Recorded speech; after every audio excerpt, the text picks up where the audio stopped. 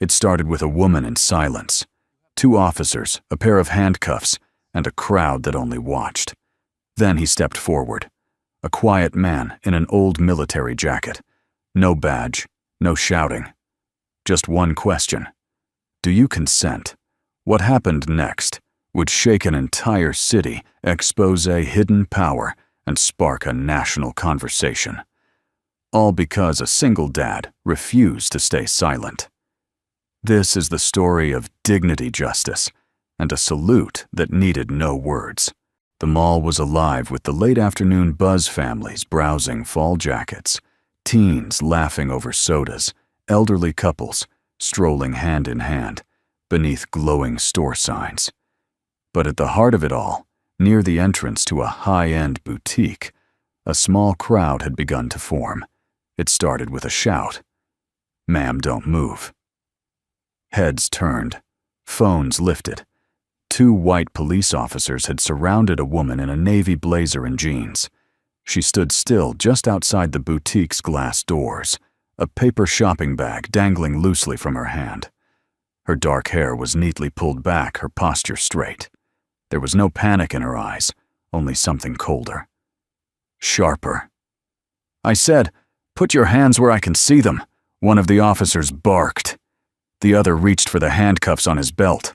People stopped mid-step. Cameras rolled. Some whispered. Others hovered silently waiting for a scene. There was no music in the mall now, just the echo of a radio crackling on a cop's vest and the sound of nervous breaths. The woman did not speak. She didn't resist. Her hand slowly lifted to shoulder height.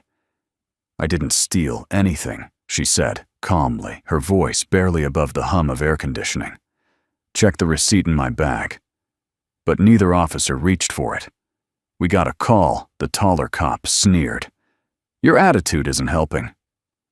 And then he grabbed her by the arm. That's when a different voice cut through the noise. Calm, measured, male. "Officer, did you read her the Miranda rights before you laid hands on her?" The crowd parted slightly. A man stepped forward from the edge of the bystanders, tall with sun-browned skin and long, dark hair pulled loosely behind his neck. He wore a faded green military jacket, the kind issued to Marines a generation ago. A canvas messenger bag hung at his side. His boots were scuffed. His eyes, however, were clear as steel. At his side stood a little girl, no more than 7, holding a melted ice cream cone in one hand and a small stuffed bear in the other. Her eyes were locked on the scene unfolding before her, too serious for her age. The officers turned. The one with the cuffs narrowed his eyes. "Sir, this doesn't concern you." The man didn't flinch. "Actually, it does. You interfering with an active investigation." "No," he said simply. "I'm asking a legal question." One of the bystanders, a middle-aged man in a work vest, muttered, "Think he's a lawyer or something?" The tall officer stepped forward, face hard. "Back away, sir. This is a police matter. She's suspected of shoplifting." The man's voice remained steady. "And yet she hasn't resisted. She offered her receipt. She's not fleeing. You have no warrant. You haven't read her rights. You're about to make a procedural mistake on camera." Several phones angled closer. The woman looked over her shoulder, her expression unreadable. The shorter cop pointed at the man. "Last warning." The man turned to the woman.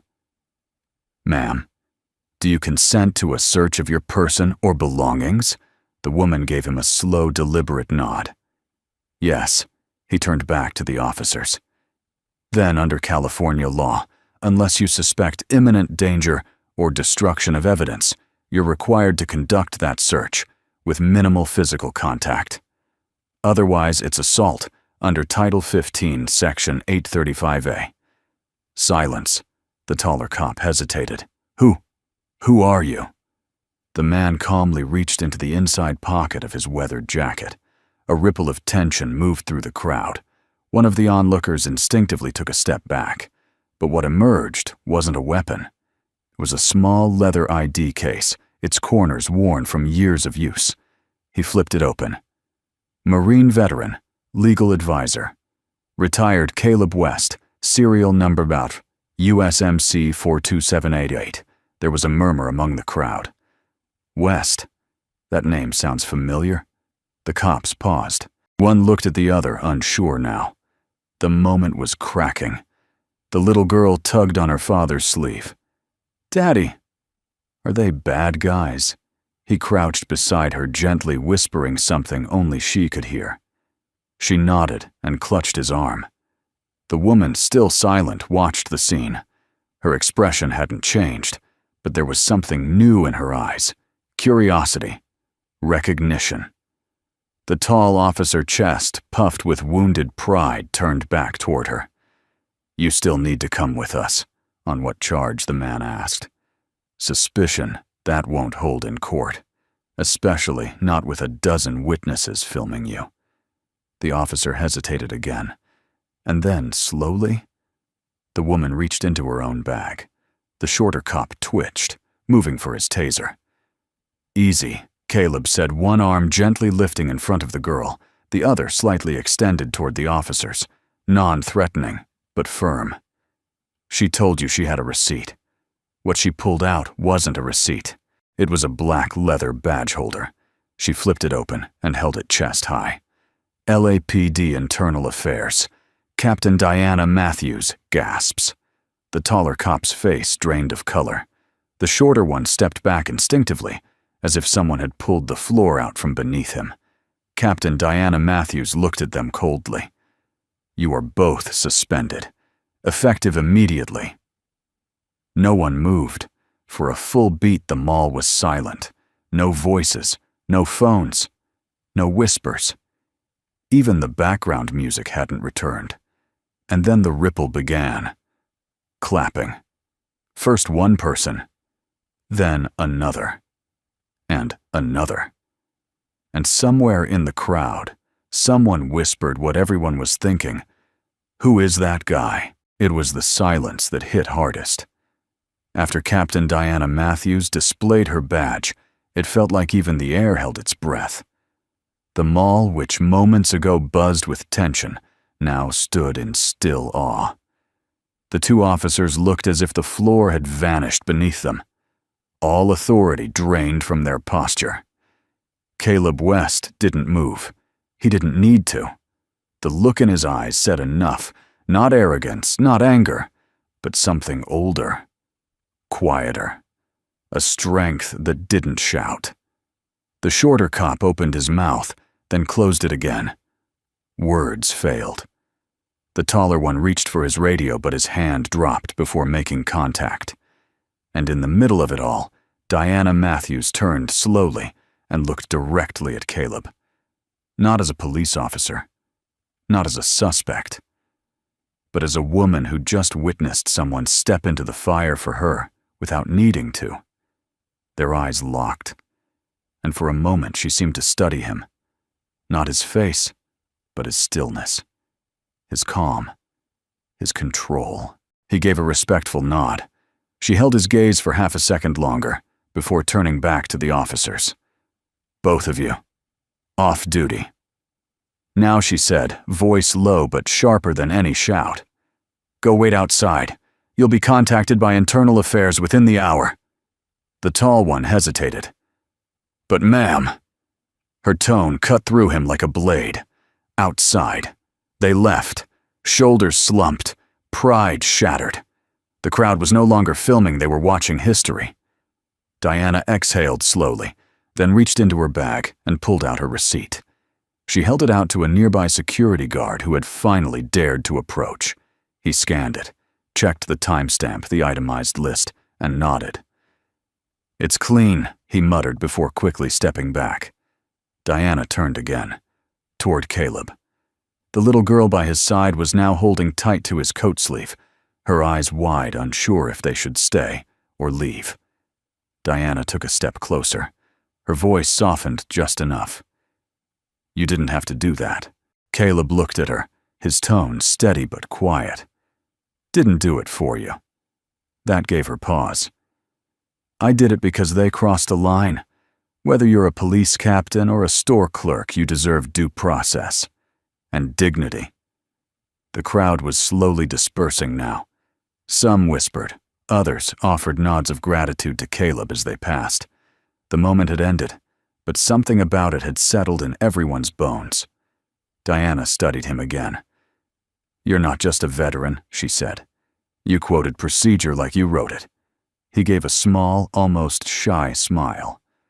"Let's just say I've had time to read the fine print." The little girl tugged his sleeve again.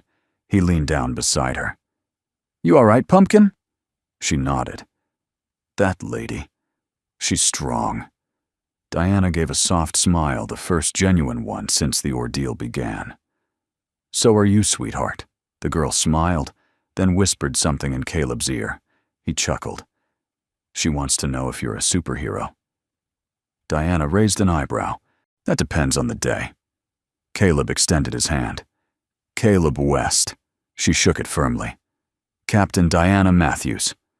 "You off duty, Captain?" he asked, just a hint of warmth in his voice. "I am now." A pause. Then he added, "Would you like a coffee?" It wasn't a flirtation. It wasn't even small talk. It was a bridge. Diana looked at the little girl beside him, her innocent eyes, her quiet strength, and then back at Caleb. "I think I'd like that," she said.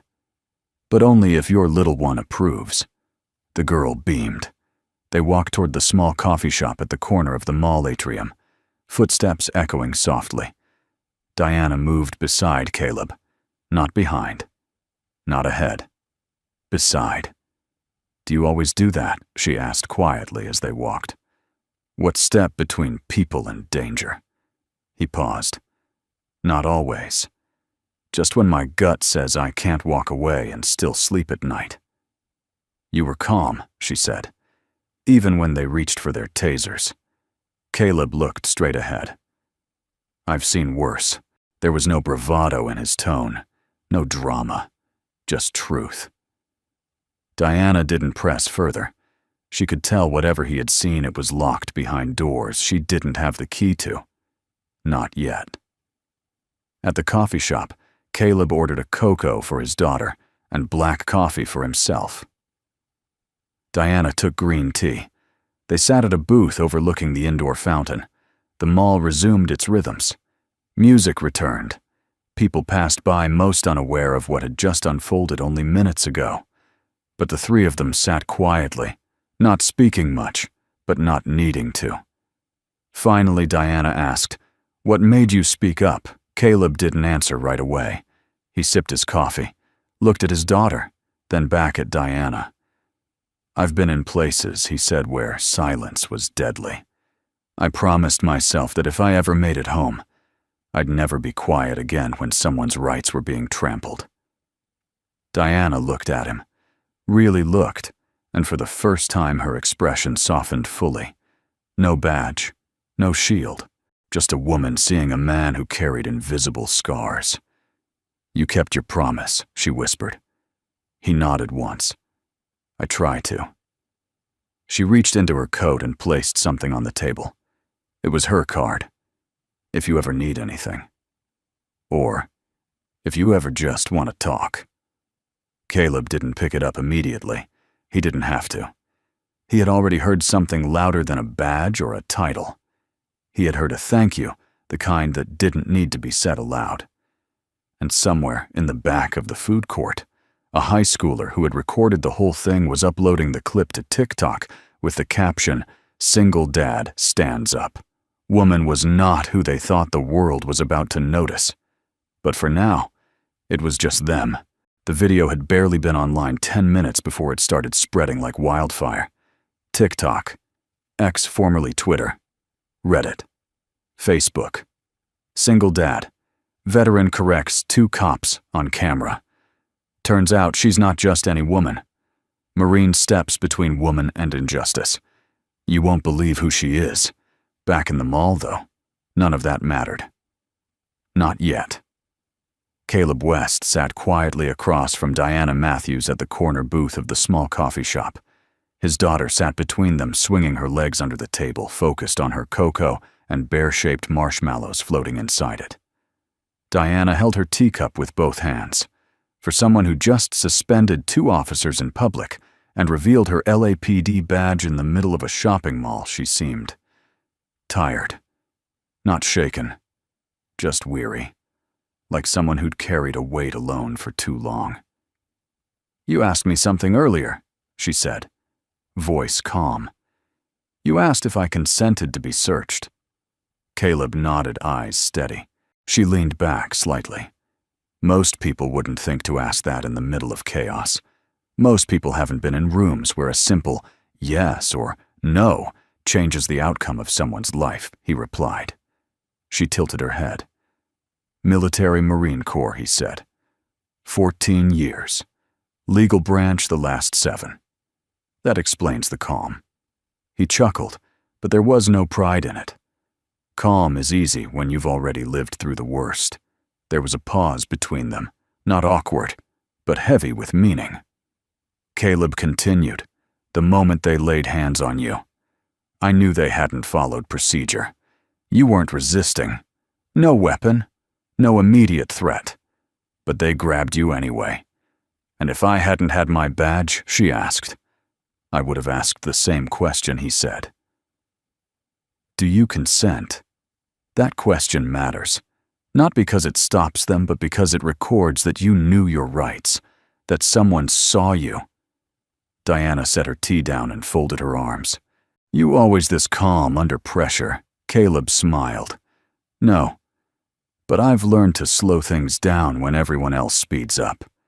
The little girl beside him looked up. "Daddy." "Yes, sweetie. Did you teach that question to Mommy too?"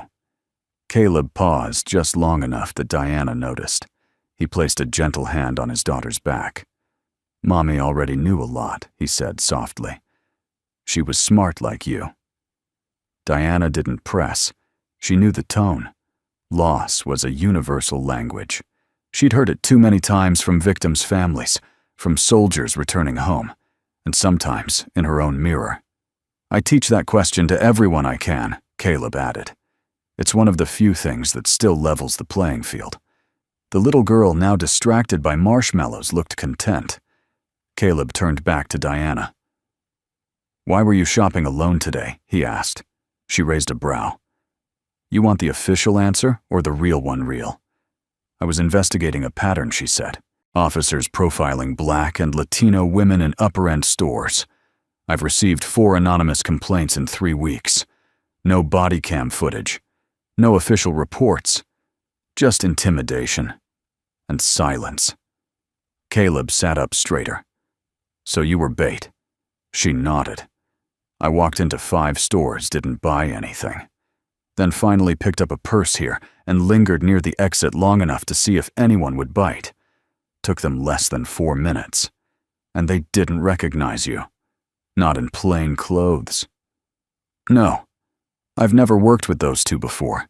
I wasn't expecting a takedown, though. Figured someone would follow me or call store security, not go straight to an arrest." He shook his head, jaw clenched. "And yet, you stayed calm." Diana gave a small, rueful smile. "Just like you." They shared a moment, both knowing what it cost to keep still when every part of you wanted to shout. Knowing what it meant to let it happen. Just long enough to expose the truth. From the far end of the cafe, a security guard appeared, walking cautiously toward their booth. He looked like he'd drawn the short straw. "Captain Matthews?" he asked. Diana turned slowly. "Yes. There are reporters gathering outside the west entrance. I think someone leaked the footage already." She sighed and stood, smoothing her blazer. Caleb rose with her. "I didn't mean to turn your Saturday into a media storm," she said softly. He looked at her serious. "You didn't. The system did. You just happened to get caught in the gears today." She nodded, then glanced down at the little girl. "What's her name?" Clara, Caleb said. Diana crouched beside the girl, who looked up curiously. "You were very brave today, Clara," she said. "And you have a very good daddy." Clara giggled and whispered, "He's not just good. He's the boss of bad guys." Diana laughed genuinely. I bet he is. She stood up and looked at Caleb. I'm going to be dealing with this fallout for a few days. But if I send you a message, would you pick up? He held her gaze. Depends on the message. There was that spark again. Not flirtation, but recognition. Two people who had seen too much, stood too long, and finally found someone else who understood silence better than noise. I'll keep it legal, she said with a smirk. I'll allow it, he replied. She left without another word, disappearing into the hum of the mall, her badge tucked back into her bag. Caleb watched her go, not like a man chasing something, but like a soldier acknowledging an equal. And then he looked down at his daughter. Ready to head home, Clara wiped cocoa off her lip and nodded. Can I tell Miss Kelly at school that you stopped bad cops? He smiled. You can tell her we asked the right question. As they walked toward the exit, Caleb's phone buzzed. A text from an old friend, another vet who ran a community watch group in Long Beach. You went viral, brother. You're on the front page of Reddit. Caleb exhaled. He hadn't wanted this. But maybe it was time someone like him stood in the light again. By nightfall, the video had over 4 million views. It was reposted by veterans pages, civil rights activists, and legal scholars alike. A thread on Twitter dissected the man's calm use of procedural law. A former federal prosecutor commented textbook de-escalation. Whoever this man is, he knows what he's doing. And yet, he hadn't posted a word himself. Not one photo, not one caption. Caleb West didn't need to. He wasn't interested in headlines. But that didn't stop the world from asking the same question over and over. Who is this guy? Sunday morning came quietly. The sun slipped through the blinds of the small rented house on the edge of Burbank. In the modest kitchen, Caleb was flipping pancakes, while Clara sat at the table coloring a picture of a bear holding an American flag. Her hair was still messy from sleep, her voice small, but full of thought. Daddy? Why did everyone look at you like that yesterday? He glanced back. What do you mean when you talk to the police? It's like they didn't know what to do.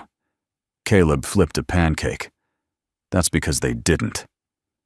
Was it because of your voice? She asked. He smiled. Maybe a little. Clara paused, tapping her crayon to her chin. Or maybe they knew you were a boss before. That gave him pause. He placed the spatula down and turned toward her. A boss? Yeah, like in the army. You helped people, right? I tried. She looked satisfied and returned to her drawing, but Caleb's smile faded slowly. He didn't talk about his time in uniform, not because he was ashamed, but because too many people only saw the medals, not the shadows behind them. After breakfast, he checked his phone. 27 unread messages, 3 voicemails, 2 unknown numbers, and a single email with the subject line, Mr. West Urgent Press Request. He deleted it without opening. But the questions kept coming, even in person. At the grocery store later that day, a woman in her 60s approached him by the canned beans aisle. Excuse me, she said, eyes squinting. Were you at the Glendale Mall yesterday? Caleb nodded politely. I was. You're the one in that video, the one who stopped those cops. He gave a modest shrug. Just tried to keep things from getting worse. Well, she said, placing a hand on her chest, you made us proud. My husband was Army. He'd have saluted you. Caleb nodded gently. Thank you, ma'am. As she walked away, Clara looked up at him. They're going to keep asking, aren't they? He ruffled her hair. Probably. Outside the store, another voice called out. This one less friendly. Hey, Marine boy. Caleb turned. 2 men were standing near a parked pickup, one of them holding a phone already recording. You think you can just embarrass cops and walk away, the man sneered. Caleb didn't respond. Bet you were dishonorably discharged. That's why you're hiding now. Clara moved behind her father, clutching his coat. Caleb's voice was calm. "You don't want to do this in front of my daughter." "Oh, we're just asking questions," the man said with a grin. "You were so confident yesterday. Where's that legal knowledge now?" The other man laughed, still filming. Caleb stepped forward, slow, controlled. Not threatening. Just present. He looked straight into the lens. "Turn off the camera." The man hesitated. "Now." Something in Caleb's tone made his fingers fumble. The screen went black. Then Caleb stepped closer, only a foot away from the man holding the phone. "My name is Caleb West, retired Marine, legal advisor for multiple military investigations, including internal misconduct cases no one wanted to talk about. I don't answer to threats, and I don't flinch at cowards hiding behind cameras. You want to ask a question, do it like a man." Silence. The air between them shifted. The men backed away without another word. Caleb didn't smile, didn't gloat. He simply took Clara's hand and walked away. That evening, as the sun dipped low, casting golden light over the quiet neighborhood, Caleb sat alone on the porch. A soft knock broke the silence. He opened the door to find a familiar face. Diana Matthews. Not in uniform, just jeans and a dark blue sweater. Her badge wasn't visible, but her presence still commanded attention. "I thought I might find you here," she said. Caleb stepped aside without a word. They sat on the porch steps watching the sky shift into twilight. Clara played in the yard, chasing shadows with a stick like it was a sword. "I saw the video," Diana said. "Which one?" he asked. "The one where you told a man to turn off his phone. People are calling it your second viral moment." Caleb exhaled. "I didn't ask for any of this. I know," she said. "That's what makes it matter." He looked at her. "You came to ask something." She nodded. "People are digging. Background checks. Searching old case files. Your name's popping up in military archives I didn't know were public. I figured that might happen."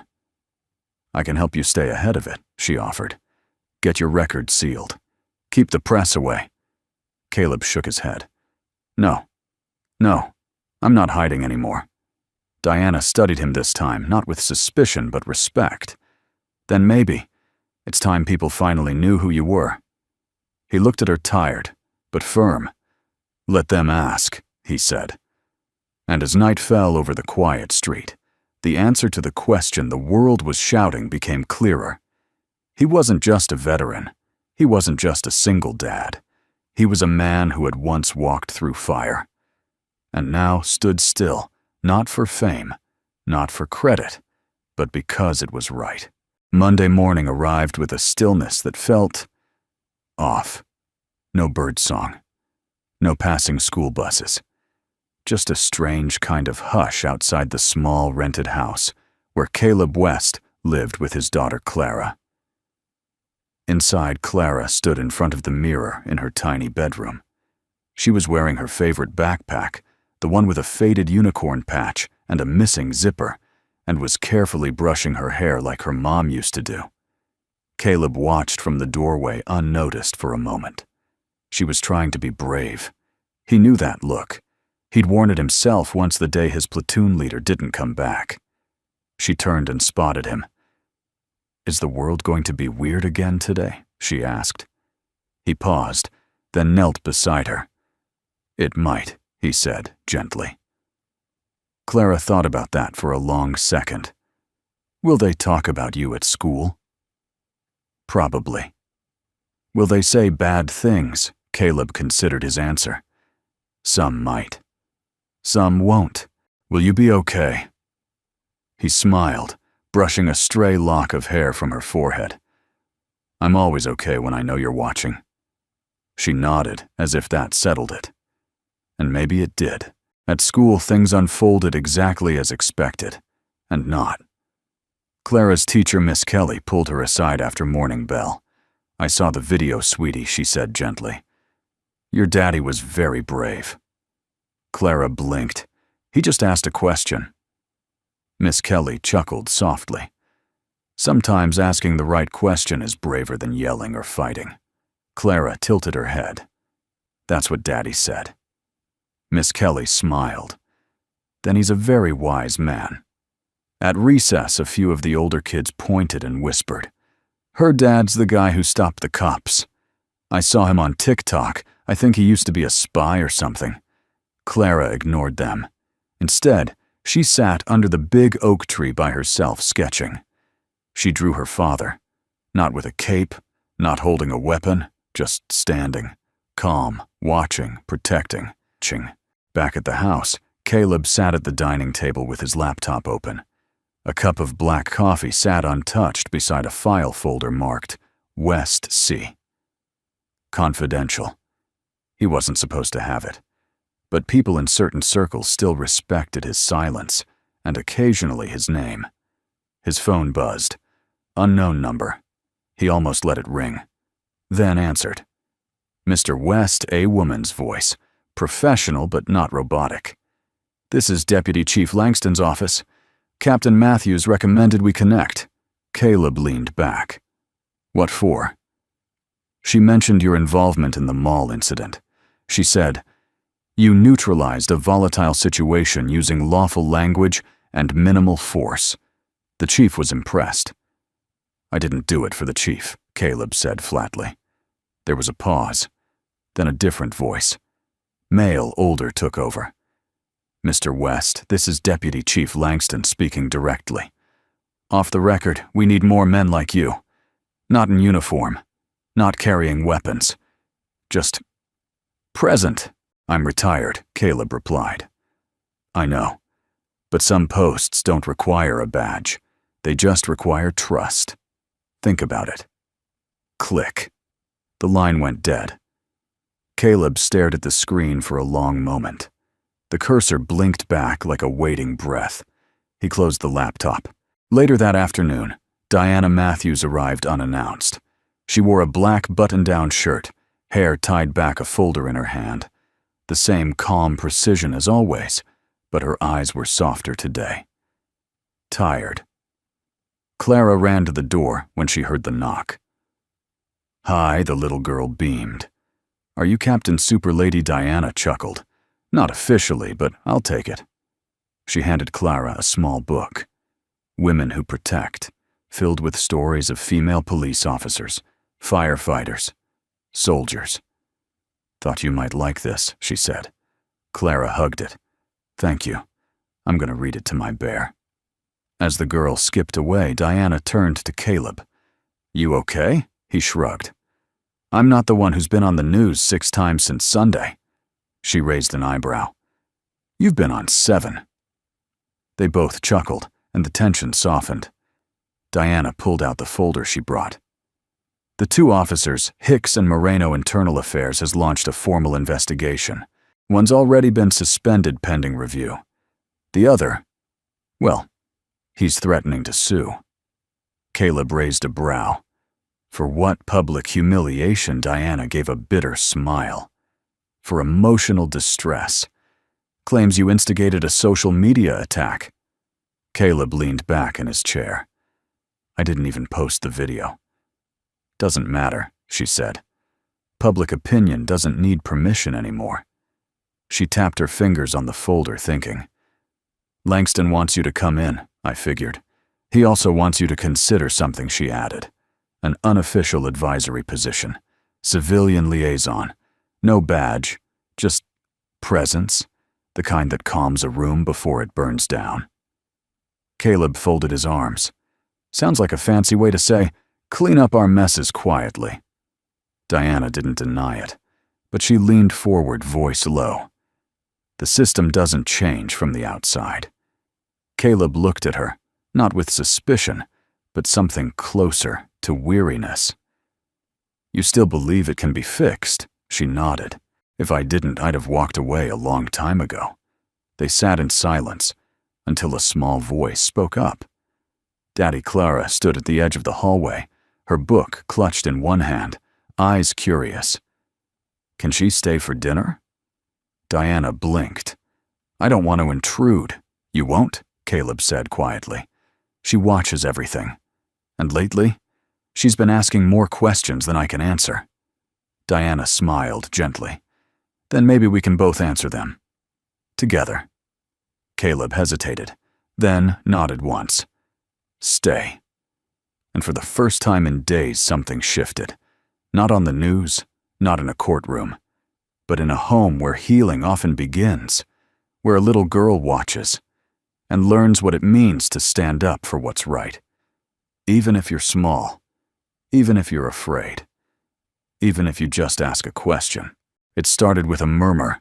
A wave of whispers, soft but electric, snaked its way through the food court of Glendale Mall, like a warning before a storm. "She's back. That's the woman from the video. Is that her?" "The police captain?" "No way. What's she doing here again?" Diana Matthews stood in front of the same boutique where the incident happened just days ago. She wore civilian clothes, dark jeans, a tailored black jacket, and no badge was visible. Yet her posture was unmistakable. Spine straight, chin level, calm but alert. She wasn't here to shop. She was here to finish something. Caleb stood a few paces back, arms crossed, daughter Clara holding his hand tightly.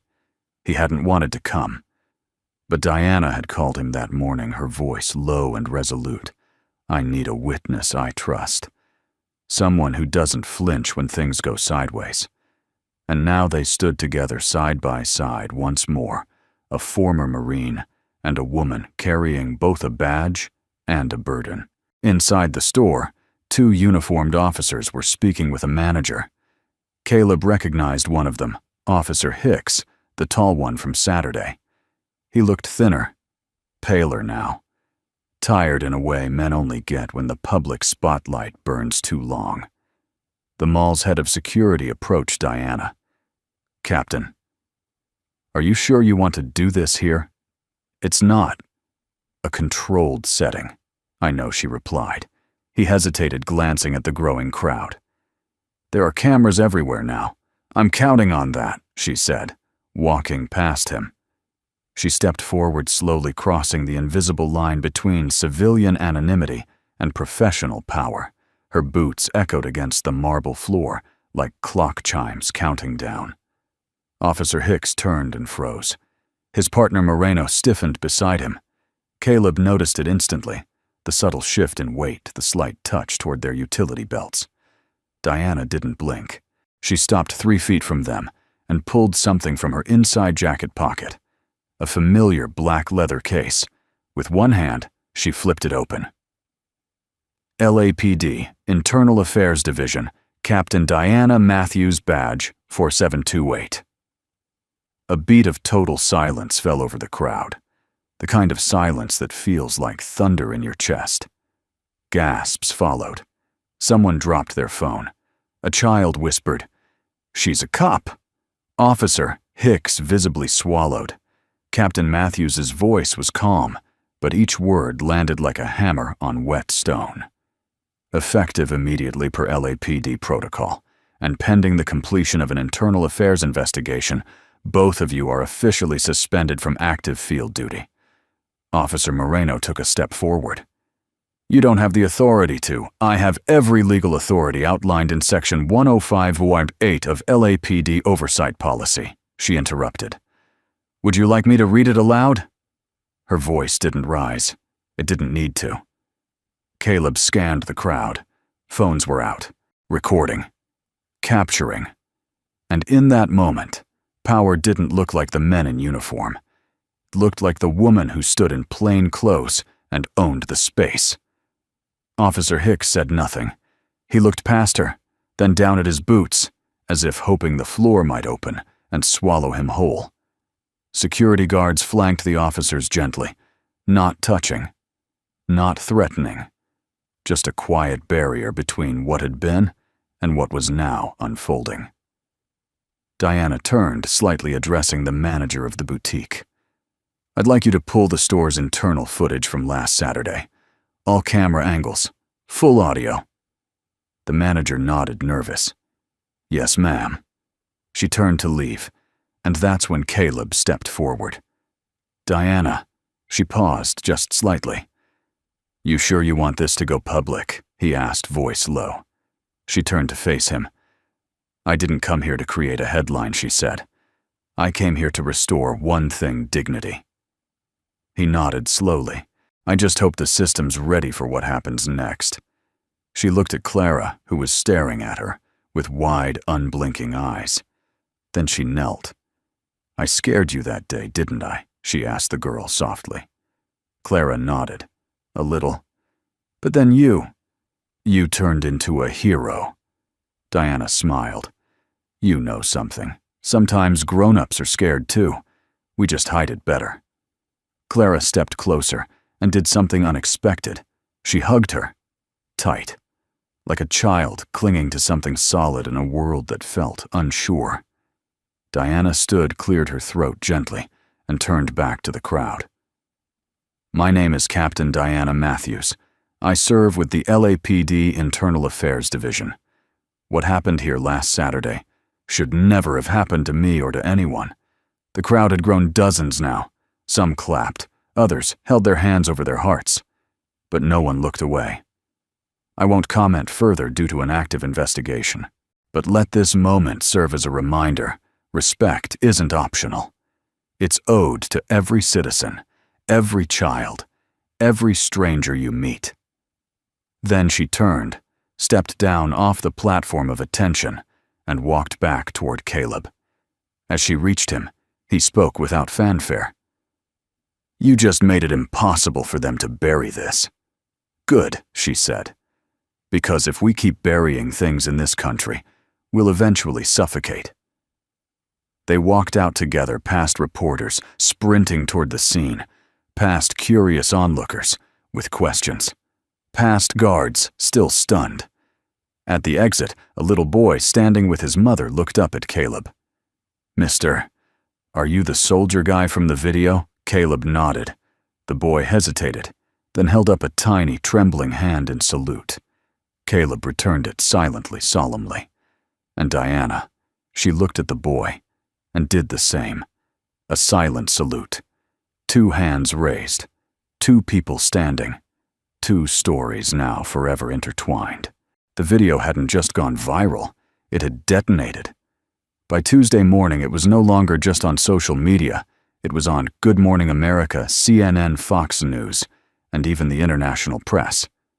2 officers suspended, a decorated LAPD captain detained by her own colleagues, and a single-dad veteran who stepped in, without raising his voice. But what the public didn't know, not yet, was that the moment about to tilt the balance didn't come from a journalist, or a badge, or a lawyer. It came from a teenage boy in a hoodie, with cracked sneakers and a second-hand phone. His name was Luis Ortega, 17, high school senior, worked weekends in the mall's food court washing trays. Didn't speak much. But he had been there. He'd seen it all from the moment Diana Matthews was accused. To the exact second, Caleb West stepped between her and injustice. And he'd filmed it. Not just 30 seconds. The whole thing. Raw. Uncut. Including audio of the officers denying her request to show a receipt. Including her calm voice. Including the moment she said Captain Diana Matthews, LAPD Internal Affairs, and the world stopped breathing. But Luis hadn't posted it right away. He waited. He watched the internet explode with edits, memes, opinions, speculation. And then, while sitting alone in his tiny room on a second-hand laptop, he opened TikTok and posted the full clip with just 4 words. This is what happened. By sunrise, it had 12 million views. Later that morning, Diana stood in a narrow conference room at LAPD headquarters, hands clenched behind her back, watching the footage play on a wall-mounted screen. No edits, no commentary, just truth. Chief Langston stood beside her, arms crossed, silent. When the video ended, he said, "So that's how it went down." Diana gave a single nod. "Yes, sir." Langston turned toward the glass. Outside, a growing cluster of reporters waited. He exhaled. "You handled it better than most." I didn't handle it, she said. He did. Langston raised a brow. The Marine, yes. Caleb West. He didn't know who I was, didn't care. He stepped in because he saw something wrong. Langston was quiet for a moment. Then, you think he'd speak on record? Diana turned to face him. He didn't step in for credit. He stepped in so a little girl wouldn't grow up thinking silence was safer than justice. The chief nodded slowly. That boy who posted the clip, Ortega. We're vetting him now. He's the real hero of this part, Diana said. He had the courage to share the uncut version. Langston looked at her carefully. And what do you want to do now? She didn't hesitate. I want to go back to that mall. That afternoon, a press conference was hastily arranged in the same food court where it all began. Dozens of journalists lined the ropes. Shoppers stopped mid-latte. Security guarded every corner. Mall music muted to a hush. Luis Ortega stood off to the side, hunched nervous, holding a phone in one hand and wiping his palms on his jeans. Caleb and Clara arrived just before it began. They kept their distance, not because they were afraid, but because sometimes the best way to stand for something is to stand back and let others rise. Diana stepped to the mic. Her voice wasn't loud. It didn't need to be. I am Captain Diana Matthews of the LAPD. Last Saturday, I was wrongfully detained in this mall. 2 of my own violated procedure. And 1 bystander, not an officer, not a lawyer, not a politician, stood up. She paused, letting the moment breathe. I didn't know him. He didn't know me. But he knew something was wrong. He didn't raise his fists. He raised a question. A ripple moved through the crowd. That man is Caleb West. She continued, a Marine veteran, a single father, and a voice of calm when others lost theirs. He reminded this country what justice looks like, not in a courtroom, but in a mall. She gestured toward the side of the stage. And this, she added, is Luis Ortega. He filmed everything. He didn't edit, narrate, or perform. He let the truth speak for itself. A hesitant wave from Luis, a flash of applause, then more. Diana looked directly into the cameras now. I ask every viewer, every officer, every citizen. Don't ask where the good men are. Look, you'll find them in coffee shops, on porches, holding their children's hands, not shouting, but standing still, waiting for the moment they're needed. Silence. Then thunder. The applause rolled in waves, reporters, bystanders, even mall employees clapping with a kind of relief, as if the world had tilted slightly back toward the light. Caleb said nothing, but Clara tugged his sleeve. Daddy. Yes, are you gonna clap too? He smiled gently. No, sweetie. Why not? He looked at Diana standing there, composed, powerful human, and at Luis, holding his phone with shaky hands and 2 big dreams. Because sometimes, Caleb said softly, the best thing a person can do is let someone else have the moment. That night, as the news aired the full press conference, a final edit of the viral video played. But this time, it included new footage, Diana's speech, Luis's name, and at the very end, a still shot of Caleb and Clara walking away hand in hand. No words, no music, just the sound of applause fading behind them.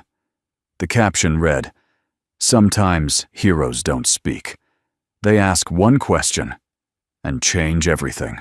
The clip of Diana's press conference looped endlessly on the news cycle. But it wasn't the soundbite that got people talking. It was a name. Caleb West. The world now had a face, a name, a silhouette to associate with quiet heroism. And as that name echoed across dinner tables, smartphones, and police departments, it stirred something deeper in places long untouched. In a security room deep within Glendale Mall, an older man sat watching the footage again. His name was Arthur Keene, 72, head of mall security for over 20 years. Before that, retired MP, Army, 1970s. He'd seen things, forgotten more than most ever knew. But when the footage showed Caleb stepping between two officers with nothing but words and presence, Arthur squinted. Not at his posture, not at his face, at his silence. He doesn't posture, Arthur muttered. What was that? Asked the younger guard beside him. Arthur leaned in, rewound the footage again. He doesn't flare up, doesn't clench his fists, doesn't even blink when they reach for their belts. That's not training. That's instinct, the kind they only beat into you at the top levels. He paused, then leaned back in his chair. You don't forget that kind of stillness. Later that evening, Arthur made a call. His fingers dialed a number he hadn't touched in years, a friend in the VA office in San Diego. Pull me a record, Arthur said. Name's Caleb West. Prior service. Probably Marine. Might be sealed. There was a long pause on the other end. Then a voice said, Arthur, you don't tug on sealed files unless you want someone tugging back. I'm not digging, Arthur replied. I'm remembering. Another pause. Then, you're not wrong. Meanwhile, Caleb sat on the back porch of his home, sipping coffee that had long since gone cold. Clara had gone to sleep early, exhausted from school and the sudden attention. But the house was still filled with her laughter, her drawings, her little pink socks, tucked beneath couch cushions. He liked the quiet. But tonight, the quiet pressed back. A rustle behind him. He turned. Diana stood by the fence line holding a manila folder and 2 coffees. You always bring paperwork to a porch visit, he asked with a small smile. Only when it's about ghosts, she replied, handing him a cup. He took it. I've got enough of those, I know, she said, sitting beside him. One of them's in this folder. Caleb didn't open it. He didn't need to. You've been digging, he asked softly. Diana shook her head. Wasn't me. Someone from Internal Affairs recognized your name. They'd heard rumors about a Marine legal advisor who walked away after a scandal in Show 9. Caleb exhaled slowly. I didn't walk. I was pushed. Quietly. Cleanly. That's how they protect the machine. Diana opened the folder and read from the top. Major Caleb West, lead legal strategist in the Carter Hensley corruption case 2009. Declined all press. No official statements. Resigned honorably 6 weeks later. She looked at him. You dismantled a multi-million-dollar procurement fraud inside the Pentagon and disappeared. Caleb didn't move. I didn't do it for glory. I did it because innocent men were dying in vehicles with faulty armor while executives bought second homes in Virginia, and they tried to bury you. They tried to promote me. Quietly. Said I had a future in controlled legal consultancy. That's code for, we'll keep you in the building as long as you stop asking uncomfortable questions. Diana's voice was barely a whisper now. And you said no. I said no. And I walked. They sat in silence, until Diana asked the question she'd been holding back. Why didn't you tell anyone who you were? He looked at her, the edges of his eyes tired but clear. Because it's not about who I was. It's about who I choose to be now. She nodded slowly. That explains why you didn't flinch. Why your words hit like courtroom testimony. You've stood in fire before. I've lost men because others stayed silent, he said. That won't happen again. Not if I can help it. Diana closed the folder, setting it aside. You could have been a colonel by now, a DC power player. But you're here raising a little girl in a rental house drinking coffee on a wooden porch. Caleb looked toward the window, where Clara's nightlight glowed faintly. Because this matters more, she followed his gaze. You know you're becoming a symbol. There are think pieces being written about the return of quiet masculinity, about how veterans lead better than politicians. Caleb chuckled. If I had a nickel for every time someone wanted to make me a symbol, I could pay off this house. But you won't do interviews. Why? Because symbols fade. But example, that lasts in a child's memory, in a neighbor's courage, in someone's next hard choice. Diana smiled, small and real. I wish more men thought like that. Caleb took a sip of the now warm coffee she brought him. I wish more people did. She hesitated, then asked, "Can I keep the folder?" Caleb looked at her with quiet gratitude. "Only if you promise not to use it to define me." "I won't," she said. "But one day, the world might need to remember." As the stars came out overhead, they sat in stillness, two quiet warriors from different fronts. And inside, a child slept. Safe because a man once refused to stay silent in a courtroom no one remembers. The morning after the folder was sealed back in Diana's hands, Caleb found himself standing in the small park near their home, the one with the wooden swings and benches that creaked with every breath of wind. Clara played quietly with sidewalk chalk on the pavement near the fountain, drawing hearts and stars and something that vaguely resembled a police badge, with wings. Caleb watched her from a distance, his hands in his coat pockets, shoulders slightly hunched, not from the cold, from the weight. Behind him, footsteps approached, familiar even in their hesitation. Diana. She didn't say anything at first, just stood beside him, also watching Clara in silence. Then softly, "You didn't sleep last night, did you?" Caleb didn't answer immediately. When he finally did, his voice was low, steady. "No.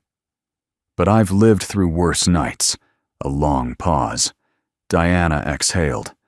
"You know I've worked internal affairs for almost a decade, investigated more officers than I can count, seen the best. And the absolute worst." She turned toward him now. "But I've never had someone like you step into one of my cases uninvited, especially not in public, especially not without a badge." Caleb met her eyes. Calm. "I didn't stand up for a badge, I know." "I didn't even stand up because you're a cop," he added.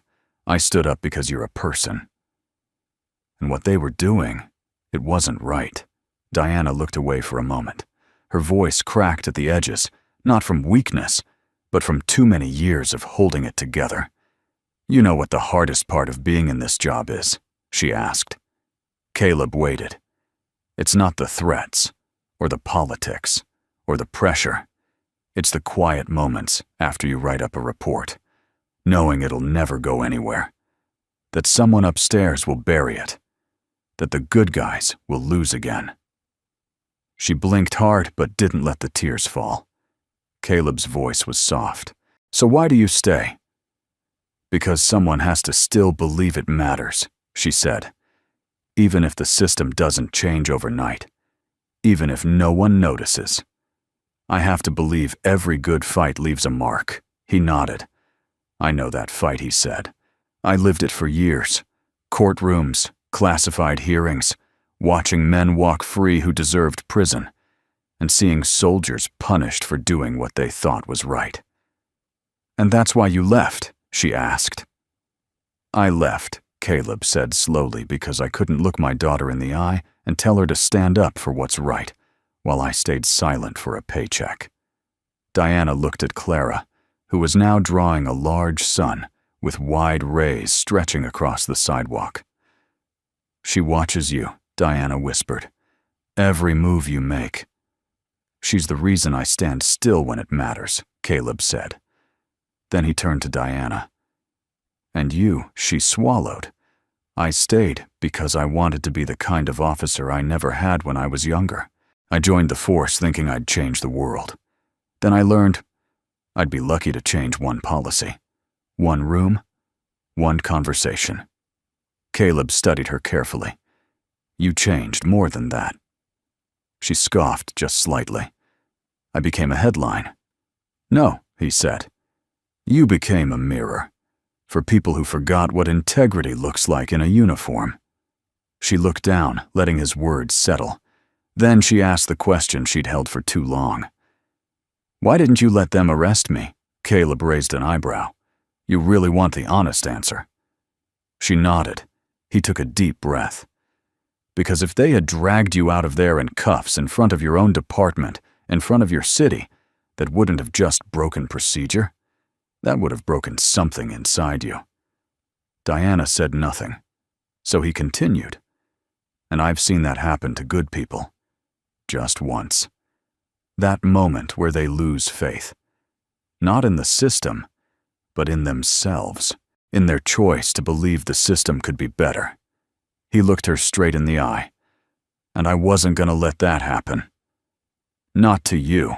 Diana stepped back, visibly shaken. You don't know me, she whispered. Don't have to, he replied. She looked at him, searching for something to hold on to. Maybe hope. Maybe truth. Maybe the belief that someone out there still fought without an agenda. And in his silence, she found it. Caleb glanced toward Clara. She wants to be an artist. Thinks the world should have more color. Diana smiled, eyes glassy. She's right. They stood in silence a little longer. Then, as Diana turned to leave, she paused. I'm going to testify against the two officers, she said. Caleb nodded. Good. And I'm going to name names in the chain of command that let it slide.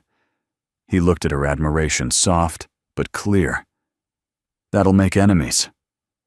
I already have them, she said. Might as well earn them honestly. She walked a few steps, then stopped.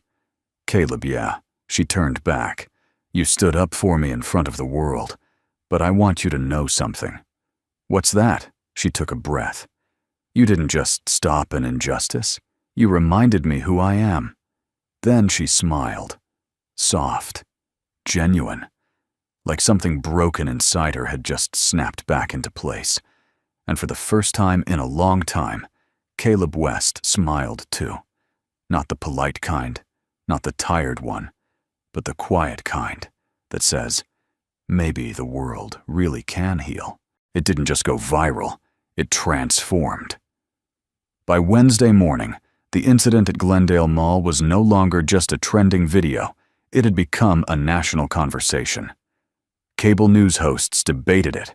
From glass studios, podcasts replayed the audio of Caleb's calm voice, standing against the chaos, and op-eds spilled across newspapers like ink on white linen. It wasn't just about race, or law, or power. It was about a man who said nothing louder than most men shout, about a woman who carried a badge and still had to prove she belonged, and about a child who watched it all and believed the world might still be good. Clara didn't fully understand what trending #1 meant, but when her teacher knelt beside her at school and said, "Your daddy helped a lot of people feel safer," she smiled because that was something she did understand. "Is he in trouble?" she asked. "No," the teacher said with a warm smile. "He did something brave and quiet." Clara nodded. "That's what he always does." Across the city, a protest formed, unplanned, peaceful and powerful. Hundreds gathered outside LAPD headquarters, holding signs that read, "Ask the question. Do you consent? Silence can still speak. Thank you, Caleb West." The hashtag Stand Like Caleb exploded across every platform. Veterans began posting their own stories of quiet resistance, de-escalating fights at bus stops, talking strangers out of harm's way, showing up in court for people with no one. Caleb didn't post a single thing. He was in the garage, changing Clara's bicycle tire and listening to old records. The only time he paused was when she came running in holding a crayon drawing. She'd drawn the mall scene. Him. Diana. 2 cops. And in a speech bubble over his head, she'd written, "You have rights, ma'am." He chuckled. "That's quite the catchphrase." Clara grinned. "Miss Kelly said you're going to be in history books." He shook his head. "I'm just your dad." "But you're everyone's dad now," she said. Matter of fact. He froze. Not because she was wrong, but because, in a strange way, she was right. At City Hall, the mayor's office issued a statement of support. At police precincts across LA, memos were sent reminding officers about procedure restraint and public image. At high schools, civics teachers added the West question to their curriculum. Do you consent as an entry point to understanding civil liberties? But not all reactions were praise. One local radio host dismissed Caleb as a soft man in a loud moment. A viral YouTuber suggested the whole thing was staged. Anonymous trolls on forums began speculating about Diana's background, questioning her motives. It didn't matter, because something more powerful than opinion had taken root. Respect. Not the kind you demand, the kind you earn. Back in the kitchen, Caleb stared at a letter that had arrived by express mail. Official letterhead, Department of Justice. An invitation, not a subpoena. A request to speak at an upcoming summit on veterans and civic leadership. He didn't move, didn't open it fully. Diana entered through the back door holding 2 coffees. She handed him one without speaking. He gestured toward the envelope. They want me to stand on a stage, he said dryly. Talk about what happened. Talk about what I did. She sipped her coffee. And I didn't do anything, he said. I asked a question, the kind any citizen should ask. Maybe she replied. But most don't. They freeze. They record. They walk away. Caleb looked at her. I'm not a symbol. No, she said. You're something rarer. A man who knew when not to be silent. He looked out the window toward the fence line where Clara had hung wind chimes, made from old keys and spoons. They danced in the breeze, clinking gently like a quiet applause only she could hear. Will it actually change anything, he asked. Diana took a seat at the table. It already has. Hicks resigned. Moreno's under investigation for 2 prior stops with similar complaints. She paused. And 5 officers have requested de-escalation training voluntarily. That never happens. Caleb exhaled. You think the system will finally shift? She gave a half smile. The system won't change in a day, but people inside it can. And when they do, piece by piece, the machine starts turning in a different direction. He studied her, then the letter again. What would you do? Diana leaned forward. If they gave me a stage, I'd remind them that justice doesn't come in noise, it comes in presence. She took another sip, or you could say nothing, and still say everything. That night, Caleb sat on the edge of Clara's bed as she brushed her stuffed bear's fur. Daddy, yes, Bug. When people watch your video, what do they feel? He thought about it. I hope they feel safe. She nodded. Then you did the right thing. He smiled. You always know, don't you? I watch, she said simply. Like you taught me. He kissed her forehead and turned out the light. In the dark, a laptop screen glowed from the living room. Diana sat cross-legged on the couch, watching something quietly. It wasn't the original viral video. It was Luis Ortega's full version. Raw, grainy, unedited. She let it play all 7 minutes of it, watching Caleb move only when it mattered, speak only when it counted. At the end, there was no music. Just his voice. Ma'am. Do you consent? Diana sat back and whispered. That question changed everything. The mayor's office spared no expense. Red, white, blue banners. A row of 6 American flags. A branded podium emblazoned with the city seal. Reporters, shoulder to shoulder, in a crowded atrium just outside Los Angeles City Hall. Cameras lined every angle live feeds already broadcasting to millions across the country. It was a day the city wanted to control. A public apology, a gesture of accountability, a showcase of reform. But one seat on stage remained empty. Where's Mr. West? A journalist asked before the event began. The chief of police, a tall, clean-shaven man with a politician's smile, offered a well-rehearsed reply. Mr. West was invited, and we extend our deepest gratitude for his calm and principled actions. Today is about transparency, and we respect his choice not to appear." Another reporter shouted, "Is it true he declined to write a public statement?" The chief blinked. "Yes," he said. "My actions already spoke." 2 miles away, Caleb West sat on the hood of his old pickup truck, parked at the edge of a quiet bluff overlooking the city. He held a thermos of coffee in one hand, his other resting lightly on his daughter's back as she leaned against him. Clara looked up. "Don't you want to go, Daddy?" "Everyone will be watching." Caleb smiled gently. "That's why I'm not going." She blinked. "But they're saying nice things." "I didn't help that woman for praise," he said. "I helped her because I want you to grow up in a world where men don't look away when something's wrong." Clara nodded slowly. "Then can I clap for you?" he chuckled. "You already do every time you smile." Back at City Hall, Captain Diana Matthews stood at the podium, crisp in uniform, but there was nothing staged in her tone. No speechwriter, no teleprompter. She didn't need one. "When I joined the LAPD," she began, "I took an oath. Like every officer here. An oath to protect and serve, yes, but also to uphold the Constitution. That includes rights, dignity, due process." She looked across the crowd. "Last week, 2 officers under my department's authority violated that oath. They failed to follow procedure. They failed to listen. And they failed to recognize another officer standing in front of them." She paused. "But the bigger failure is that they didn't care whether I was an officer or not, because they believed in that moment that their authority was above question." A hush settled. "I'm not here today for revenge. I'm here for reform." She laid out the facts: mandatory retraining, updated de-escalation guidelines, community advisory panels, voluntary resignations, disciplinary hearings. Then she stepped back and said, "I don't want a medal. I want change."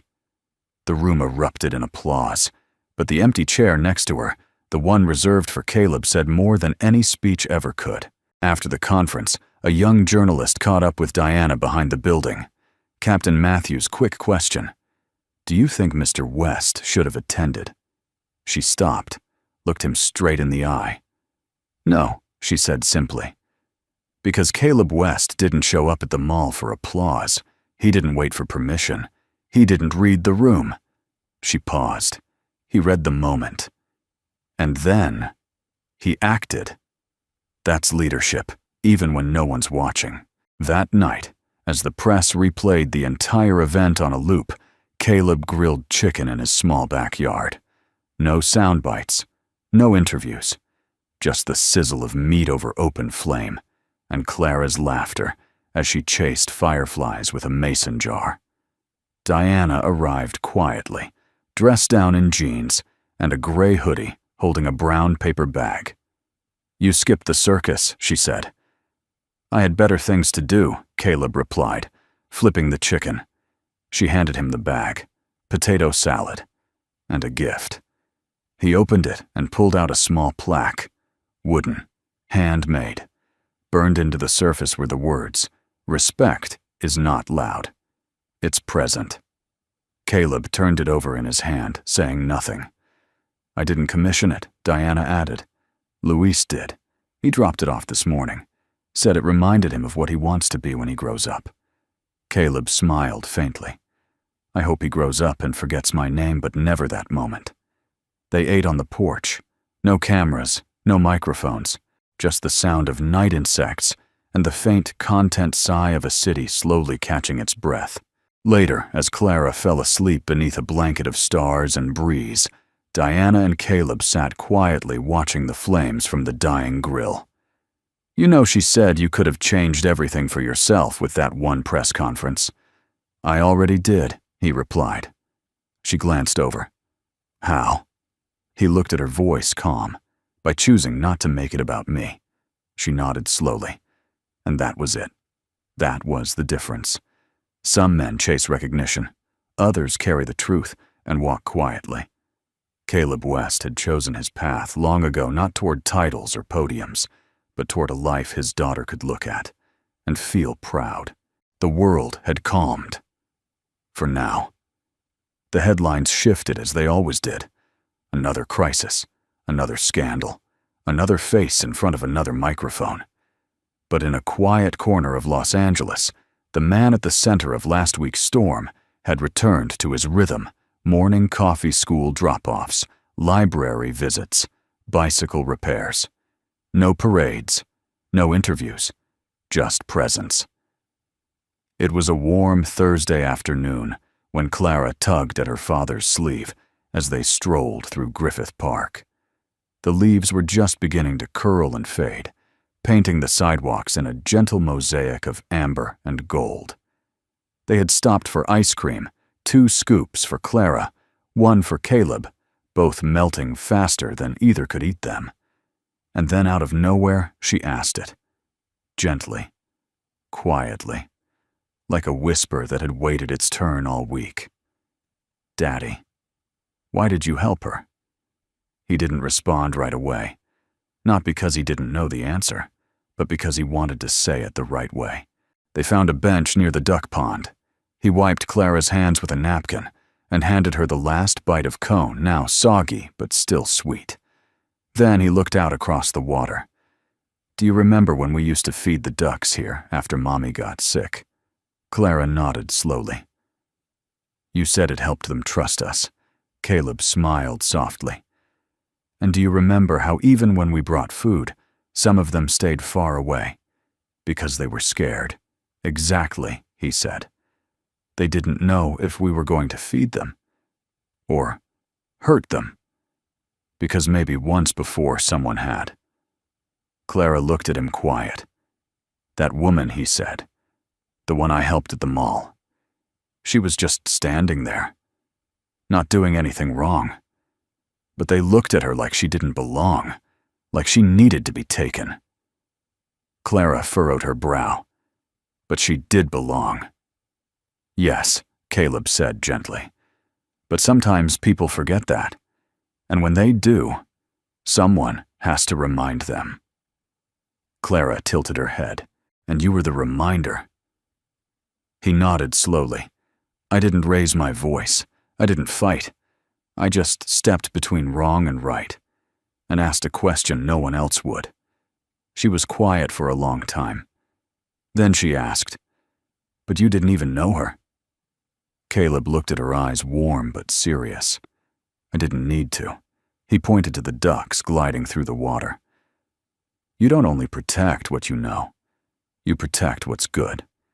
And you protect it not because someone deserves it, but because someone needs it." Clara rested her head on his arm. "Did it make a difference?" she whispered. Caleb exhaled. To her it did. And maybe, to the people watching, maybe they'll remember next time they see something wrong. Maybe they'll speak up. Maybe they'll stand still. Clara looked up at him, eyes bright. "I want to do that too," he smiled. "You already are. Every time you draw something kind, or help someone carry their backpack, or ask a lonely kid if they want to play, that's standing up. That's choosing love over fear." Clara leaned into him, then whispered, "I'm proud you're my daddy." Caleb closed his eyes briefly, feeling the weight of that sentence, heavier than any medal, deeper than any applause. "Me too," he said softly. "I'm proud I get to show you the world, even the broken parts. Especially the broken parts." They sat for a while listening to the breeze and the laughter of children in the distance. Then Clara asked something that caught him off guard. "Do you think the world will ever get better?" Caleb looked at her, really looked at the innocence in her face, the hope in her voice, the tiny hands that had seen more than they should yet, still reached out with love. And he answered not as a man who had served or fought or lost, but as a father. "It already is," he said. "Every time someone chooses kindness, every time someone listens instead of shouts, every time a little girl asks a big question." She grinned, Like me, exactly like you. That evening back home, Clara taped a piece of paper to the refrigerator. Caleb walked past it twice before he finally stopped to read it. In her handwriting, shaky, uneven, but confident, she had written, "Kindness is quiet, but it still changes things." Clara West. He stood there longer than he meant to. Then he took a magnet shaped like a heart and pressed the paper flat. Later, Diana dropped by with a worn paperback in hand. "No meetings tonight," she said, holding it out. "Just a story." Caleb took it, glanced at the cover. "To Kill a Mockingbird." She smirked. Felt appropriate. They sat on the porch, a soft breeze rustling the wind chimes Clara had hung weeks ago. "She asked me today why I helped you," Caleb said. "And what did you tell her?" I told her. "Because silence is a choice, too." Diana nodded slowly. "And would you do it again?" Caleb looked up at the stars. "Every time." They sat in silence for a while. Then Diana added, "You didn't just help me that day. You reminded me why I took the oath in the first place." He looked at her. "No one reminded me," he said. "I had to become the reminder." She smiled, tired, but genuine. "Well, you did. For all of us." And just like that, under a sky that held more stars than answers, two people sat quietly, not fixing the world, but believing in it just enough to try again tomorrow. The park was quiet that morning. No reporters, no crowds, no pressing questions. Just a soft wind stirring the tall grass, the faint chirping of birds, and the scent of something healing in the air, like the first deep breath after a long-held silence. Caleb West sat on the same bench where he'd once explained justice to a little girl with chalk on her fingers. Now Clara was at school, proudly carrying a new notebook titled "People I Want to Be Like." Diana Matthews hadn't seen him in a few days. They hadn't made plans. But healing doesn't always happen on a schedule. Sometimes it arrives when the wind is right and the soul is still enough to receive it. He heard her footsteps before he saw her. Soft, steady, purposeful. She walked alone, dressed simply jeans, a black t-shirt with a small LAPD logo near the shoulder, and no badge on her belt. She carried no folder, no coffee, no words rehearsed, just presence. When she reached the bench, she didn't ask to sit. She just did. Beside him. No greeting. No recap. No summary of the week they'd survived. Instead, they sat together in silence, the kind that only exists between people who have already said all the important things. For a while, they just watched the world. A mother pushing a stroller, a man jogging with his dog, a child dropping ice cream and laughing as it splattered. Life had resumed. It always does. But for Caleb, something in the air still hung, not unfinished, not unresolved, but sacred. A thread between them that hadn't yet been tied. He finally spoke. "I was thinking about the first time I saw you." Diana looked over. "At the mall," he nodded. "You didn't flinch." "I wanted to," she admitted. "I was waiting for someone to say something." "Then you did." Caleb took a breath. "That moment, it stuck with me. Not because of what I did, but because of what you didn't." She tilted her head. You didn't break," he said. "You didn't beg. You didn't panic. You held the line even before you revealed who you were." Diana looked down at her hands. "I didn't feel strong." "You were," he said, simply. She smiled. "So were you." "Still are."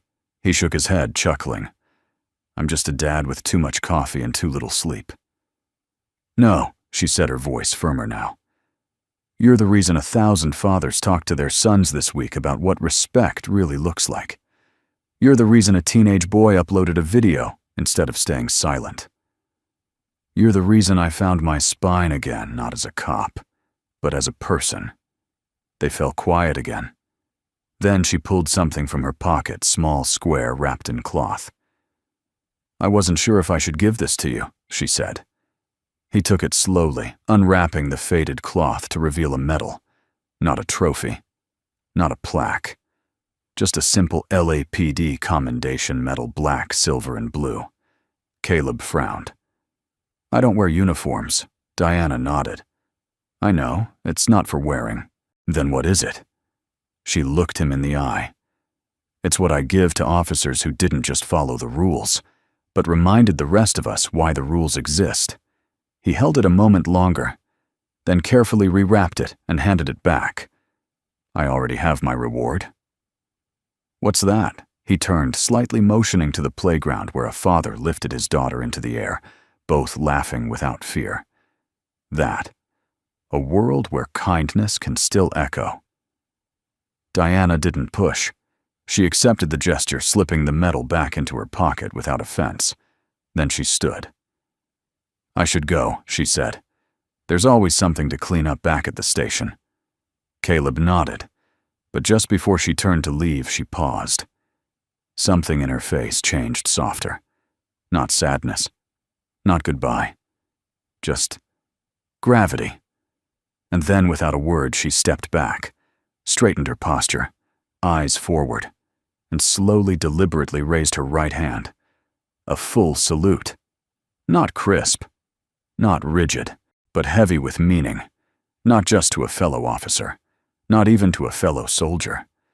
But to a man who had stood where it mattered most, not in front of a crowd, but between a child and the world. Caleb stood slowly, eyes locked with hers, and returned the salute. No handshake, no thank you, no promises. Just that. 2 hands lifted, 2 hearts understood, and between them a silence more sacred than any anthem. Later that night, back at home, Caleb tucked Clara into bed. She blinked sleepily up at him. "Did you see the police lady today?" He smiled. "I did." "Did she say thank you?" "She didn't have to." "Did you say goodbye?" "No," he said softly. "We just saluted." Clara thought about that. Then asked, "What does that mean?" He kissed her forehead and whispered, "It means we understood each other, without needing to speak." Outside, the wind stirred the chimes again, the same old spoons and keys clinking against one another. A quiet chorus for a man who had never needed the spotlight, only the stillness to do what was right. And somewhere across the city, another child watched a video and asked their parent, "Would you stand up if that happened?" And somewhere another parent whispered, "I hope so." Because of Caleb West. Because of one question. Because of one silent salute. If this story touched your heart, we'd love to know, where in the world are you watching from today? Your voice matters, and your presence here means more than you know. If you'd like more stories like this about quiet courage, unexpected kindness, and the healing power of human connection, consider subscribing to Soul Moment Story. We're honored to share these moments with you. Thank you for watching and for believing in the good that still exists.